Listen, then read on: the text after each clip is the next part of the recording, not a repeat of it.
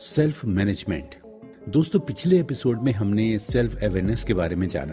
अब हम बात करने जा रहे हैं सेल्फ मैनेजमेंट की, जहां हम सेल्फ अवेयरनेस से अपने इमोशंस को पहचान कर उन्हें समझने की कोशिश करते हैं। वहीं सेल्फ मैनेजमेंट हमारे इमोशंस को कंट्रोल करने की स्किल है। लेकिन दोस्तों, ये स्किल इमोशंस को कंट्रोल करने के साथ कहीं न कहीं हमारे डिसिप्लिन फैक्टर से भी रिलेटेड है। सेल्फ मैनेजमेंट स्किल किसी को भी बाय बर्थ नहीं मिलती। हर कोई इसे अपने एक्सपीरियंस से कल्टीवेट करता है और रेगुलर प्रैक्टिस करके इसे डेवलप भी कर सकता है। वैसे तो हर किसी के पास सेल्फ मैनेजमेंट स्किल होती ही है। किसी के पास ये कम होती है तो किसी के पास ज्यादा, लेकिन होती जरूर है। इसे एक एग्जाम्पल से समझते हैं। अगर किसी रात आपकी नींद ठीक से पूरी नहीं हुई है और आपका सुबह और ज्यादा सोने का मन कर रहा है, लेकिन सुबह उसी वक्त ऑफिस भी जाना है, तो आप क्या करेंगे? इस सिचुएशन के सवाल पर अलग अलग तरह के जवाब हो सकते हैं।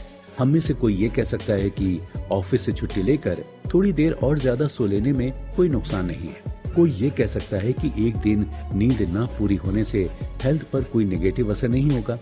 ऐसा मानने वाले लोग हो सकता है नींद लेने की जगह जॉब पर जाने को प्रायोरिटी दें। दोस्तों, इस तरह की टेम्परेरी सिचुएशंस को लेकर हम जो डिसीजन लेते हैं वो हमारी सेल्फ मैनेजमेंट स्किल पर ही डिपेंडेंट होते हैं। किसी भी टेम्परेरी सिचुएशन को लेकर अगर हम अपने लॉन्ग टर्म के काम को अफेक्ट कर रहे हैं तो वह हमारी पुअर सेल्फ मैनेजमेंट स्किल का नतीजा होती है। High self management skill develop हो जाने से हमारे स्ट्रेस को सहन करने की लिमिट बढ़ जाती है। अंडर प्रेशर सिचुएशन में भी हम सही डिसीजन ले सकते हैं। हाई सेल्फ मैनेजमेंट स्किल होने पर इमोशंस कभी भी हमें कंट्रोल नहीं कर पाते हैं और हम बड़ी आसानी से अपने इमोशंस पर कंट्रोल करना सीख जाते हैं। जो लोग एक्टिंग के करियर से रिलेटेड होते हैं, उनकी सेल्फ मैनेजमेंट स्किल दूसरों के कंपैरिजन में बहुत ही ज्यादा डेवलप होती है। लेकिन दोस्तों, घबराइए मत। अगर आपकी सेल्फ मैनेजमेंट स्किल पुअर है तो मैं आपको एक्टिंग सीखने के लिए बिल्कुल नहीं कहूंगा, लेकिन ये जरूर बताऊंगा कि सेल्फ मैनेजमेंट स्किल का लेवल हाई होने पर किसी भी सिचुएशन में बंदा ज्यादा स्ट्रेस फील नहीं करता और वो ज्यादा स्ट्रेस होने पर भी उसे भी बड़ी आसानी से हैंडल कर लेता है। जिन लोगों में सेल्फ मैनेजमेंट स्किल पुअर होती है वो लोग दूसरे लोगों के साथ एडजस्ट नहीं हो पाते हैं। वो गुड टीम प्लेयर नहीं होते हैं। ऐसे लोग मजाक को भी सहन नहीं कर पाते हैं। आपकी सेल्फ मैनेजमेंट स्किल हाई हो या पुअर हो, लेकिन उसे डेवलप करने के लिए रेगुलर प्रयास करना बहुत जरूरी है। हालांकि सेल्फ मैनेजमेंट स्किल को डेवलप करना अच्छी खासी मेहनत मांगता है।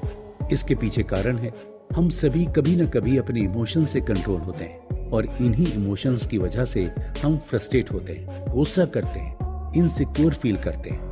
कभी खुश होते हैं तो कभी दुखी हो जाते हैं, कभी हंसने लगते हैं तो कभी रोने लगते हैं। ऐसा सभी के साथ अक्सर होता ही रहता है। इसीलिए सेल्फ मैनेजमेंट स्किल को डेवलप करना थोड़ा सा मुश्किल है, लेकिन हम इसे डेवलप करने के तरीकों को बहुत ही सरल भाषा में जानने और समझने की कोशिश करेंगे।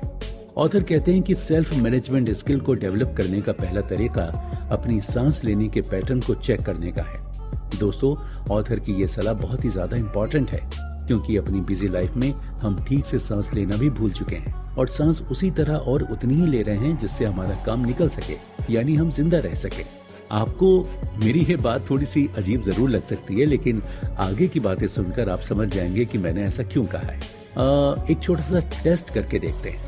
अगर आप फ्लैट में रहते हैं तो इसी वक्त ये ऑडियो बुक समरी सुनते हुए आप टॉप मोस्ट फ्लोर पर जाइए, लेकिन लिफ्ट से नहीं, सीढ़ियों का यूज करके। अगर वहां पहुंचने तक आपकी सांसें तेज हो गई और फूलने लगी हैं तो समझ जाइए कि आपके सांस लेने का तरीका सही नहीं है। जो लोग फ्लैट में नहीं रहते हैं वो लोग लॉन्ग वॉक पर धीरे धीरे दौड़ते हुए जाकर ये टेस्ट कर सकते हैं। ऑथर हमें हमेशा गहरी सांस लेने को कहते हैं। वैसे यहाँ पर मैं आपको ये बता दूं कि गहरी सांस लेने के पीछे कुछ साइंटिफिक फैक्टर्स भी हैं। हम जो सांस लेते हैं उससे हमारे अंदर आने वाली ऑक्सीजन का लगभग 20% हिस्सा तो हमारा ब्रेन ही कंज्यूम कर लेता है। हमारे ब्रेन को अच्छी तरह से काम करने के लिए हमारे शरीर के बाकी अंगों से ज्यादा ऑक्सीजन की जरूरत पड़ती है। जब हम गहरी सांस नहीं लेते हैं तो हमारे ब्रेन को कम ऑक्सीजन मिलती है और उसका असर हमारे मूड पर भी पड़ता है। इसकी वजह से हमारा मूड बड़ी जल्दी स्विंग होने लगता है। इसीलिए ऑथर हमें रोज दिन में जब भी समय मिले तब 1 से 10 तक की गिनती करते हुए गहरी सांस लेने को कहते हैं। वैसे दोस्तों ये एक्सरसाइज आप अभी भी कर सकते हैं और इसके पॉजिटिव रिजल्ट को इसी वक्त एक्सपीरियंस कर सकते हैं। तो आगे बढ़ते हुए ऑथर बताते हैं कि हमें रोज ठीक से और पूरी नींद लेनी चाहिए। नींद पूरी न होने से हमारा ब्रेन ठीक से चार्ज नहीं हो पाता और फिर उसका असर डायरेक्टली हमारे मूड पर पड़ता है। हमारी लाइफ कितनी भी बिजी क्यों ना हो, हमें अपने सोने और सुबह उठने का एक समय फिक्स रखना चाहिए। पूरी नींद लेने का मतलब ये बिल्कुल भी नहीं है कि हमें फोर्सफुली 8 से 9 घंटे रोज सोने की जरूरत है। किसी भी इंसान के लिए उसकी नींद के आवर्स उसकी लाइफस्टाइल पर डिपेंड करते हैं।